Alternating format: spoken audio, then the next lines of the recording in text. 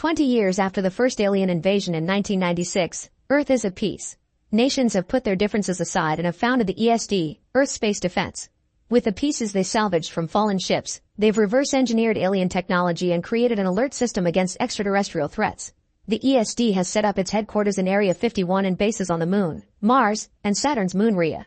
What Earthlings don't know is that our aliens out there still looking at our planet, and former President Whitmore keeps having nightmares about it.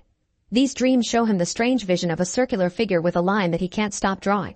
Meanwhile on the moon base, Jake and Charlie are towing new parts of the base's defense system to create a giant weapon.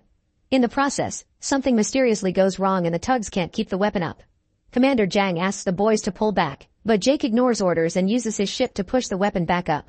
He triggers the fusion drive, which could potentially burn down the ship, but Jake works fast and puts the weapon back into place before that can happen. When he returns to the base, Jang still scolds Jake because he blames it for the mistake and grounds him until further notice. In Area 51, General Adams is called to the base for an emergency. The aliens that they captured 20 years ago have always been in a catatonic state until now. They're suddenly awake and shaking in their cages.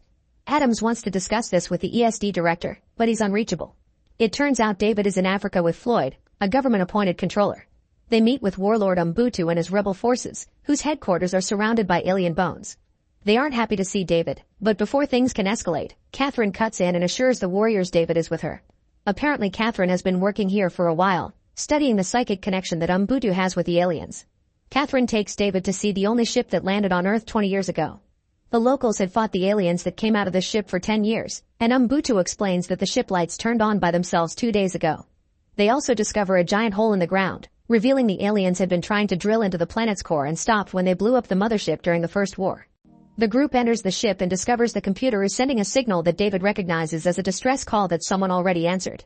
Back in the moon, Jake has a video chat with her girlfriend Patricia, who happens to be Whitmore's daughter. Patricia informs him the International Legacy Squadron will visit the moon base soon, and that includes their friend Dylan, who Jake had a fight with some years ago. Jake almost got Dylan killed during a flying test, so Patricia wants Jake to be nice and accept it was his fault. Sometime later, the squadron arrives and everyone is excited to meet Dylan because he's the stepson of the first war hero Stephen. During lunch, Jake meets with Dylan and instead of being nice, he taunts him, saying Dylan was in his way again. This makes Dylan punch him, getting the attention of Jang. Jake covers for Dylan and says he just fell before returning to his room, where he admits to Charlie he's taken it too far. The next day in the medical bay in Area 51, Dr. Isaacs visits his husband Oken, the research director that fell in a coma during the First War. To Isaac's shock, Oken suddenly wakes up, not realizing 2 decades have passed until he sees how much Isaacs has changed. Meanwhile Adams receives news that the base on Rhea has been completely destroyed, and now they're on red alert.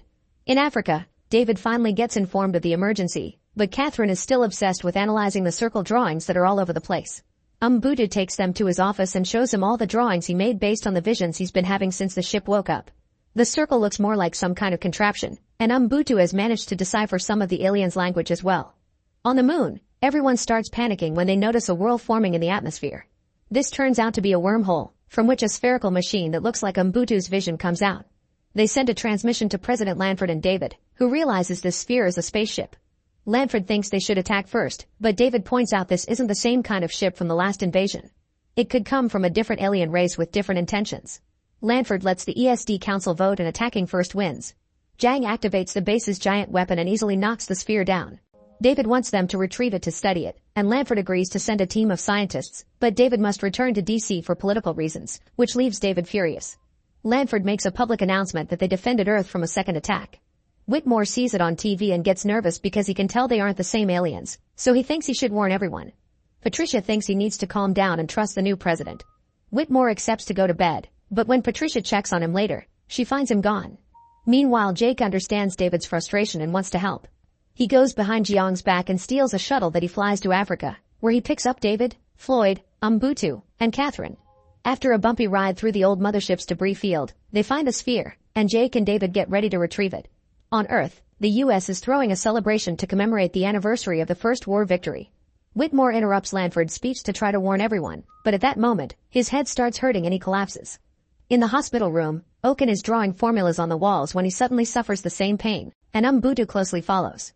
People on the moon are shocked to see a new alien mothership arriving and coming too close to the ground. Charlie rushes to take control of the shuttle and picks up Jake and David right before they get crushed. Adams gets the alert on Earth and cancels the celebration while Jake takes over the piloting so Charlie can pick up the sphere with the robot arms. It takes him a few tries to succeed, but when they're ready to go, they discover the mothership has its own gravity and is attracting the shuttle toward it. Jang sends the pilots and activates the giant weapon, but the shot fails and the pilots have to come back. The mothership returns the shots and destroys the weapon, thus Jang orders everyone to evacuate right before the ship flies too close and destroys a good section of the moon, including the base. The ESD activates the orbital defense system, but the mothership destroys all the satellites before they can shoot. A few minutes later, the mothership reaches Earth, dragging down Jake's shuttle with it. The proximity begins causing the destruction of various cities, and the ship gravities pulls up people and buildings alike. David realizes it wants to land on the North Atlantic Ocean and Jake has to start pulling some crazy moves to avoid getting hit by the debris. Lanford orders the evacuation of all coastal cities, but some boats don't get the message in time. David's father Julius is sailing when he sees the ship arrive. He calls David to tell him this ship is much bigger than the last one, but the call ends when the mothership lands and Julius is hit by another boat. The elite pilots come from the moon to help with the defenses, but Dylan doesn't get there in time and has to watch his mother help a woman and a baby escape before she goes down with a hospital building. Whitmore and Patricia meet with Adams in Area 51, and Oaken escapes his room to join their meeting. The aliens in the cages have gone crazy, and Oaken thinks they're celebrating. While David and the others arrive too, Whitmore sneaks into a sealed room and releases one of the aliens to establish communication. The alien uses its tentacle to grab Whitmore and talk through him, saying she has arrived, she is all. Catherine shows the alien the circle symbol, asking what it means, causing the alien to get furious. The soldiers realize the tantrum is about to kill Whitmore, so they shoot the alien to stop it. Bullets don't do much but Umbudu comes through and uses his blades to attack the alien. This big body is just armor, and once it's broken the real small alien comes out, which Umbudu immediately kills. Meanwhile at the coast, a group of siblings that just lost their parents are trying to drive away and find shelter. Among the debris, they discover Julius' destroyed boat and the man unconscious inside. They confirm he's still alive and take him with them. The Area 51 team scans the mothership, which helps David understand that she is all means the aliens are a big hive and their huge queen just arrived. Then a reconnaissance aircraft sends them a live feed from under the sea, showing this mothership is drilling too. It seems they're after Earth's molten core, and if they get it they would destroy all life as we know it. David points out that during the First War, they won by destroying the mothership, meaning there must have been another queen inside the ship back then. That implies they don't need to destroy this much more powerful ship, they just need to kill the queen. Lanford authorizes a mission to find the queen, and all the pilots get ready. Drones will fly ahead to disable the shields, then the pilots will fly cover for the bombers that will shoot cold fusion warheads that should penetrate the hull and kill the queen. The pilots approach the mothership, which immediately opens its defenses. The jets try their best to fly around it and maintain a defensive posture, but the ship is too heavily guarded and it's impossible to reach the top of the ship. After losing 2 bombers, Jake points out that entering the ship is the only chance they have. Dylan agrees it's dangerous but also the only way, so Adams authorizes them to go while ordering the others to provide backup. When the jets get inside, they're shocked to see there's a whole ecosystem there.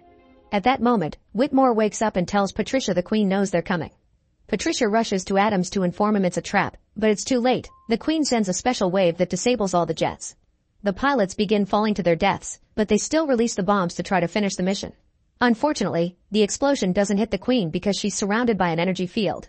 Suddenly a second wave comes out of the alien system and this one is so big that it disables all satellites, the Area 51 base, and the president's bunker. Then the mothership uses the opportunity to attack the bunker, killing everyone inside including Lanford. Moments later, the military leaders arrive at Area 51 and name Adams the new U.S. president. Catherine shows Oaken's drawings to Umbutu and he manages to translate some of them. There are mentions of an intergalactic war and something about stopping an enemy before it reaches Earth. This makes Umbutu realize the sphere wants to be an ally because the aliens are also its enemy. Inside the mothership, Jake and Dylan among a few other pilots have managed to survive the fall, so now they must hide in the ecosystem not to be caught. At the base, Oaken manages to get the capsule open with a special laser and scans the sphere, but he can't detect any signals. Floyd comes closer to touch the sphere out of curiosity, and the smooth surface begins absorbing his hands. After a few seconds, the sphere activates and lets go of Floyd before it starts communicating in English, which it learned from Floyd's mind. At the same time, the Queen gets a reading on her system and decides to put on a huge piece of armor. The pilots can only watch how the top of the mothership suddenly takes off to initiate a new attack. The sphere begins explaining that it intercepted the aliens' distress call and came to try to warn humans, but the humans attack the sphere without asking questions first. The sphere species has fought the invading aliens before. They call the motherships harvester ships because they go from planet to planet harvesting the cores to be used as fuel. This sphere is the only survivor from its planet, and its system holds the key to superior technology. There's a hidden planet where it teaches refugees from other fallen worlds how to build weapons that will defeat the invaders. This is why the aliens are scared of it. Unfortunately, now that the sphere is activated, the Queen can track it. David points out that if the Queen is already coming, they could bait her like she baited them first. Oaken and David think they can hide the real sphere inside an isolation chamber and replicate its radiation signal with a decoy inside a tug filled with cold fusion bombs. Then the Queen will follow that signal into a trap. The only thing they need is some way to track the Queen, and Adams reveals he still has a radar truck from the First War. Adams and David talk with a few pilots that are left, explaining that since the satellites are down, someone will have to fly in manually to detonate the bombs, meaning that pilot won't survive the mission.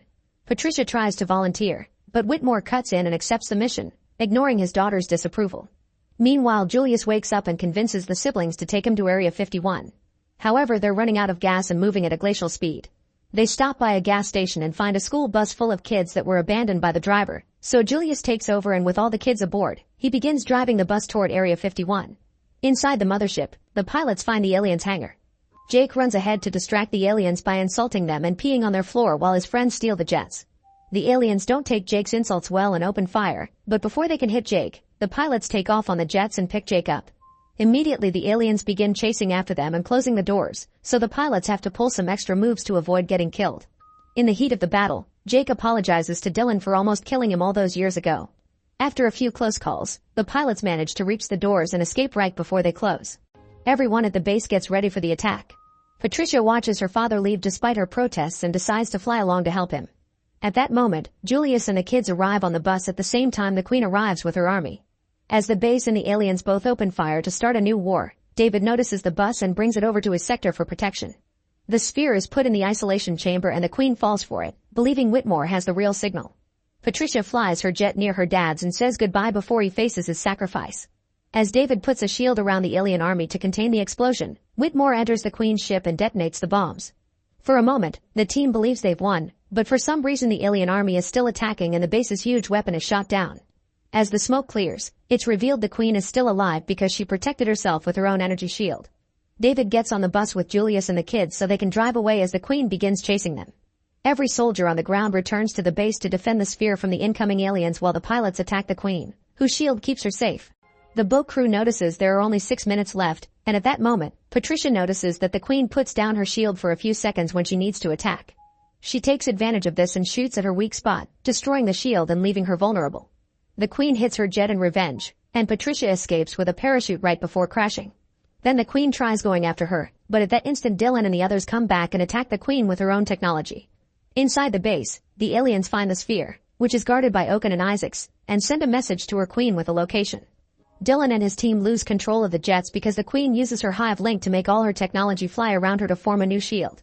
Mbutu and Floyd rush to the isolation room to fight the aliens, but in the struggle, an alien manages to hit Isaacs. While Mbutu and Floyd finish the aliens off, Oaken has to say goodbye to his husband. With only 2 minutes left, the Queen arrives at the base and begins hitting the roof to try to access the sphere. Dylan calls the jet shield a tornado and that gives Jake an idea. They activate the manual thrusters and let the tornado form a fire whirl that expels them out of the hive. As the Queen finally breaches the base and grabs the sphere, the pilots regain control of the jets and open fire on her, forcing her out of her armor. The Queen tries to walk away and almost gets the bus, but David drives back right before the Queen falls and finally dies, releasing the sphere in the process. Just like it happened during the First War, the death of the Queen instantly stops the drill and all the alien ships, which crash to the ground. Everyone around the world celebrates the victory as the mothership leaves, and Oaken confirms the sphere is fine. David is worried that Earth won't survive another attack, but Oaken reminds him that the sphere has a training program on a shelter planet, so the next step for humanity is to join the intergalactic war. Make sure to subscribe and turn on notifications so you can watch more videos like this. Thanks for watching.